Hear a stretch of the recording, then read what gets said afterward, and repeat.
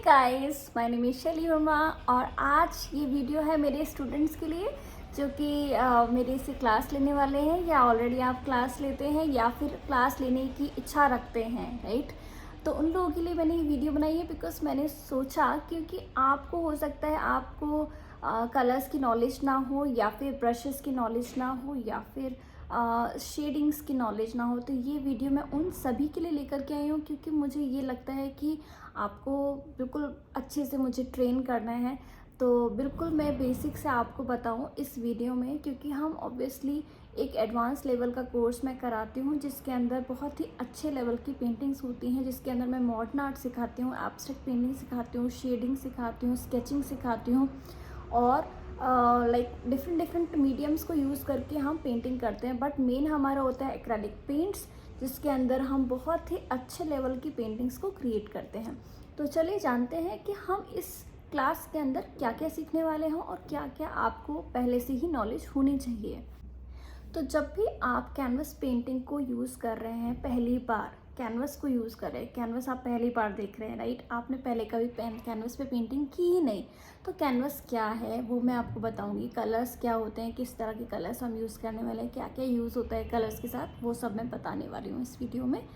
तो देखिए, कैनवस जो होता है वो पेपर से बिल्कुल अलग होता है। पेपर एक बहुत स्लिपरी चीज़ है जिसके ऊपर आपने पहले पेंटिंग की होंगी, राइट।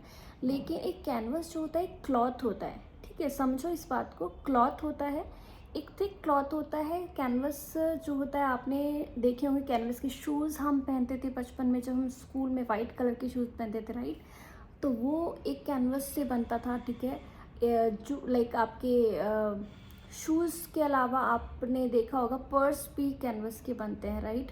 तो बहुत सारी चीज़ें इसके अंदर कैनवस यूज़ होता है, बट हम पेंटिंग के लिए भी कैनवस का यूज़ करते हैं। तो कैनवस कुछ इस तरह का होता है जिसके अंदर आपको कुछ लाइंस दिखती हैं, ठीक है। तो मैं 10 ऑन्स वाला कैनवस यूज़ करती हूँ और जिसके अंदर कुछ लाइंस होती हैं जिनको हम जेसो लगा करके या फिर प्राइम करके उसको हम हटा सकते हैं, ठीक है। तो अब जेसो क्या होता है, जेसो एक वाइट कलर का केमिकल होता है बेसिकली, ठीक है। आप इसको वाइट पेंट से भी आप कर सकते हो अगर आपके पास जेसो केमिकल नहीं है तो, ठीक है। अदरवाइज़ आप नॉर्मल एक फेविकॉल की एक लेयर को भी आप लगा सकते हैं, ठीक है, पेंटिंग करने से पहले। तो जेसो को किस तरीके से अप्लाई करते हैं वो मैं बताने वाली हूँ इस वीडियो में। आप देखिए, जेसो एक थिक थोड़ा सा केमिकल होता है, ठीक है। इसको आपको कैसे लगाना है, एक फ्लैट ब्रश लेना है, ठीक है, और थोड़ा सा वाटर पहले ही कैनवस पे लगा लेना है अगर आपका कैनवस पैड है तो, ठीक है। कैनवस पैड में से एक शीट आप निकाल लीजिए, उसके चारों तरफ आप डॉक्टर टेप लगा सकते हैं, ठीक है, सो दैट एक लेयर बन जाए, एक आपकी अच्छे से एज क्रिएट हो जाए, ठीक है, एक बॉर्डर क्रिएट हो जाए।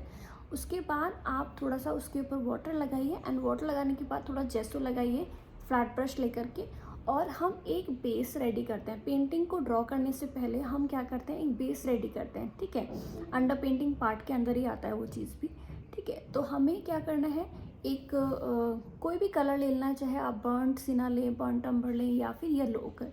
तो मैं जनरली येलो ओकर अप्लाई करती हूँ अपने पेंटिंग्स में, ठीक है। तो एक छोटा सा आपको एक ड्रॉप लेना है पेंट का, ठीक है। अगर ट्यूब वाले कलर्स हैं, थोड़ा सा ट्यूब से निकालिए अपने पेंट को, जेसो के साथ ही उसको मिक्स कर दीजिए सो दैट आप अपना टाइम को सेव कर सको, ठीक है। उसको करने के बाद उसको ड्राई करने के लिए आपको छोड़ना है। पूरे में लगा दिया आपने, ठीक है, फ्लैट ब्रश से 2-3 बार इस तरीके से कर दीजिए एंड देन उसको ड्राई करने के लिए छोड़ दीजिए। इससे क्या होगा, इसको करने का क्या रीज़न है, मैं आप बताती हूँ आपको। देखिए, इसको करने के बाद आपका जो कैनवस है ना एक प्राइम हो जाएगा। ऑलरेडी कैनवस प्राइम्ड आता है जनरली, लेकिन इसको करने के बाद और अच्छे से उसके अंदर जो लाइंस थी वो नहीं दिखेंगी, ठीक है। लाइंस अगर होंगी तो आपको पेंट करने में परेशानी आएगी, थोड़ा सा खुरदरा फील होगा, थोड़ा रफनेस फील होता है, ठीक है।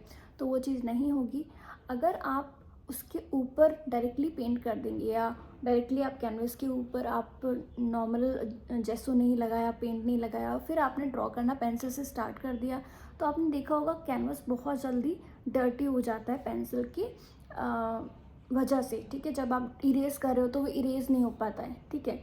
तो अब मैं वो उस टॉपिक पे आने वाली है कि आप कैसे उसको इरेज करेंगे। तो यही आपको अप्लाई करना है। पहले जेसो लगाना है, जेसो के साथ आपको पेंट करना है, ठीक है, येलो कर या फिर आप बर्न अम्बर बर्न सिना कोई भी कलर को लेकर के मिक्स कर सकते हैं। उसके बाद आप जब उसको ड्राई कर देंगे, ड्राई करने के बाद उसको आप ड्रॉ करना स्टार्ट करेंगे, तो आप तब देखेंगे कि आप इजीली ड्रॉ भी कर पा रहे हैं और ड्रॉ करके आप इरेज भी कर पा रहे हैं, ठीक है। तो इरेज कैसे होगा, आपको इरेज़र को थोड़ा वेट कर लेना है एंड देन उसके बाद इरेज करना है, या फिर किसी कपड़े को लेकर के भी थोड़ा वेट कर लेना है उसको पानी से एंड देन उसके बाद उसको इरेज करना है, ठीक है।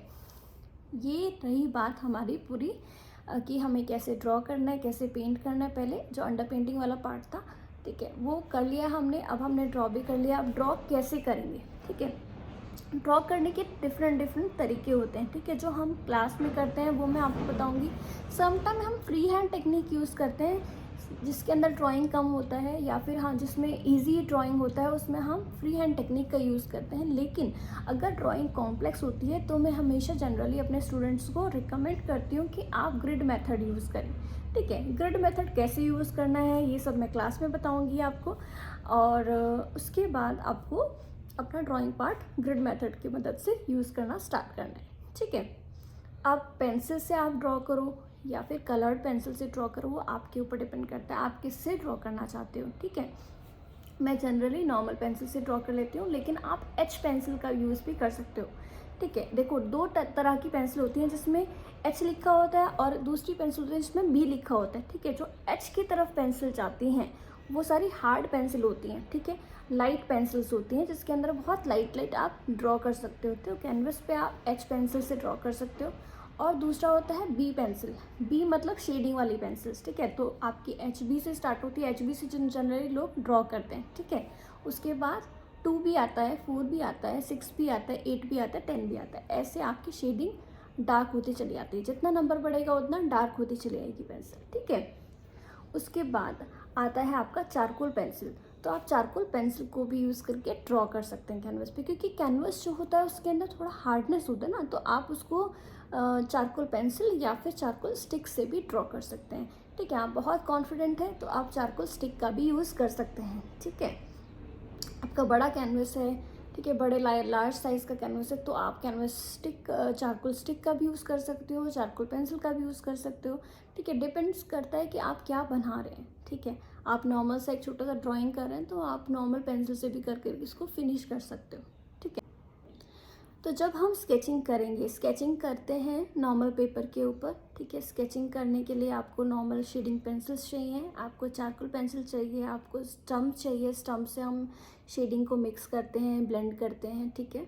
और आप नॉर्मल इरेज़र, नॉर्मल शार्पनर का यूज़ भी कर सकते हो, बट एक मोनो इरेज़र आती है जो कि आप उसको कहीं जैसे कि आप छोटा सा इरेज करना चाहते हो, जैसे आइज़ के अंदर शाइन बनानी है, ठीक है, तो उसके लिए आप मोनो इरेज़र का यूज़ कर सकते हो, या फिर आप यूज़ कर सकते हो एक इलेक्ट्रॉनिक इरेज़र आती है, वो भी आप यूज़ कर सकते हैं, ठीक है। इसके अलावा आप ब्रशेस का ब्लेंड करने के लिए भी यूज़ कर सकते हैं। तो ये मैं यूँ बता रही हूँ आपको शेडिंग जब आप करोगे एक पेपर के ऊपर, ठीक है। अभी पहले मैंने बताया था कैनवस के बारे में, अब मैं बता रही हूँ आपको पेपर के ऊपर। तो पेपर के ऊपर भी आप ग्रिड मेथड का यूज़ कर सकते हो अगर आप पोर्ट्रेट बना रहे हो तो। और अगर आप फ्री हैंड टेक्निक आप यूज़ करते हो तो फ्री हैंड टेक्निक के लिए आपको बहुत ज़्यादा मेहनत करनी पड़ेगी। मेहनत इन द सेंस कि आप रेगुलरली प्रैक्टिस करोगे ना, जैसे कि आपको एक दिन में अपने 5 पोर्ट्रेट बना दिए, 10 पोर्ट्रेट बना दिए। अगर आप ऐसे पोर्ट्रेट बनाओगे तो बहुत जल्दी 1 महीने में आप बहुत अच्छे हो जाओगे, माइंडेड। मैंने फ्री हैंड टेक्निक, मैंने 5 साल तक मैंने सिर्फ फ्री हैंड टेक्निक यूज़ किया था। उससे पहले मुझे पता ही नहीं था। 2007 से लेकर के 2007, 8, 9, 10, 11, 12, 2012 तक मुझे पता नहीं था ग्रिड मेथड भी कुछ होता है। तो मैंने फ्री हैंड टेक्निक ही यूज़ करके अपनी सारी पेंटिंग्स और ड्राइंग्स की, ठीक है।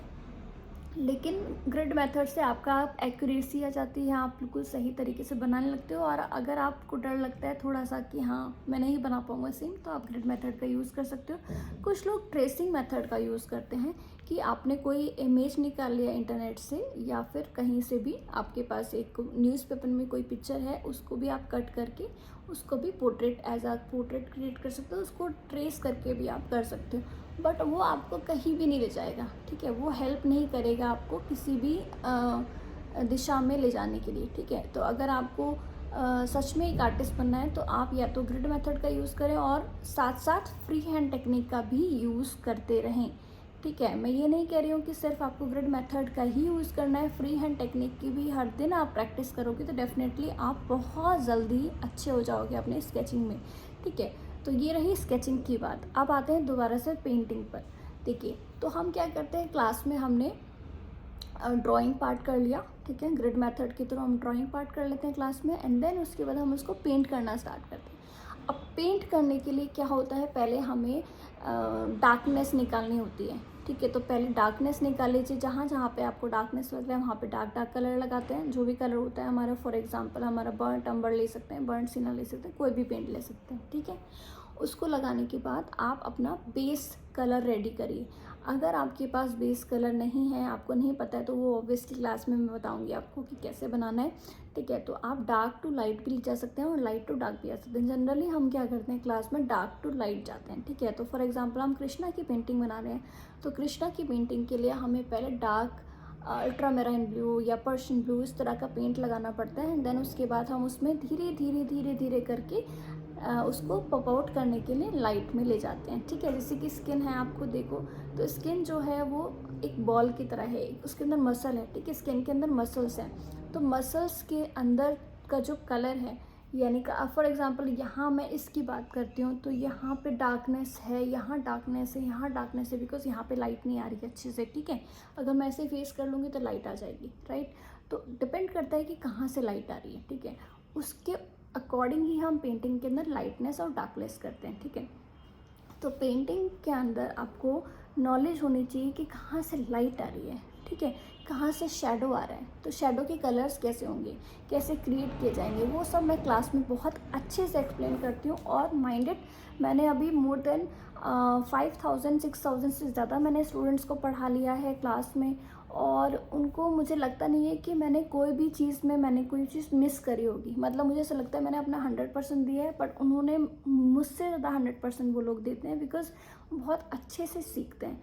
ठीक है, तो सीखने के लिए आपको ऑब्वियसली क्लास की ज़रूरत होती है, गाइडेंस की ज़रूरत होती है, गुरु की ज़रूरत होती है, तो इसके लिए आर्ट क्लास जाना ज़रूरी होता है। और ये आप ऑनलाइन क्लासेस हैं तो आप इजीली अपने घर से ले सकते हो। ठीक है, तो आपको कहीं जाना भी नहीं है, आपको कहीं, और जो फ़ीस है ना, अगर फ़ीस की बात करें तो बहुत ही ज़्यादा नॉमिनल है।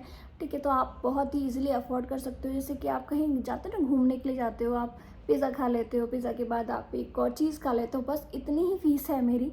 ठीक है, पिज़्ज़ा खाने के बाद आप कुछ और एक क्लॉथ की शॉपिंग कर ली। ठीक है, तो बस इतनी ही फ़ीस है मेरी, और उससे ज़्यादा मैं कुछ भी नहीं मांगूंगी आपसे, बिकॉज ये जो फ़ीस है ना, मुझे नहीं लगता कि पूरी ऑल ओवर इंडिया में इतनी कम फ़ीस किसी की होगी। तो लेकिन मैं अपना 100% दे रही हूँ। मैं इसको एज अ अर्निंग के पर्पज़ से क्लास नहीं देती हूँ, मैं अपना 100% देने की कोशिश करती हूँ। मैं जितने ज़्यादा से ज़्यादा लोगों को सिखा सकूँ, मेरा ये एक एम है कि हाँ, मैं ज़्यादा से ज़्यादा लोगों को सिखा सकूँ। क्योंकि मुझे लगता है कि बेसिक नॉलेज अगर आपको हो जाए तो आप क्या नहीं कर सकते। ठीक है, तो मेरी जो आपको टेक्निक पता है ऑलरेडी, मैं एब्स्ट्रैक्ट स्टाइल में पेंटिंग्स करती हूँ, बट मैं रियलिस्टिक भी करती हूँ। कभी कभी मैं रियलिस्टिक के साथ थोड़ा सा मिक्स मैच कर देती हूँ। ठीक है, तो मेरी स्पिरिचुअल पेंटिंग्स होती हैं, मेरी मॉडर्न आर्ट स्टाइल में पेंटिंग्स होती हैं, मेरी स्केचेस भी होते हैं, पोर्ट्रेट्स भी होते हैं। तो आपको अगर वो सब चीज़ सीखना है तो डेफिनेटली आप इस नंबर पे कांटेक्ट कर सकते हैं। ये बहुत ही ज़्यादा आपको हेल्पफुल होने वाला है, अगर आप चाहते हो सच में एक आर्टिस्ट बनना है, या फिर आपका इंटरेस्ट है कि हाँ, मुझे पेंटिंग्स करना है और उसी से ही मुझे आगे बढ़ना है। ठीक है, तो यस, ये वीडियो थी उन सभी के लिए जो कि अब क्लास लेने वाले हैं मुझसे, या फिर ऑलरेडी क्लास ले चुके हैं और वो बेसिक्स भूल चुके हैं कि कैसे कैसे हम पेंटिंग्स करते हैं। तो यस, आप इस वीडियो को ज़रूर देखो और शेयर करो अपने फ्रेंड्स के साथ, और सब्सक्राइब करना ना भूलिएगा इस चैनल को, बिकॉज ये चैनल आपको सच में बहुत हेल्प करेगा, और ये मैं दावा करती हूँ। Thank you so much for watching this video, and आगे चल कर के हम बहुत सारी चीज़ों के ऊपर, टॉपिक के ऊपर लाइव वीडियोस भी लाने वाले हैं। तो इस चैनल को ज़रूर सब्सक्राइब करके और नोटिफिकेशन बेल भी दबा दीजिएगा, है ना, सो दैट आपको जब भी मैं लाइव आऊँ तो आपको ज़रूर मेरी वीडियो दिखेगी। Thank you so much for watching, bye bye.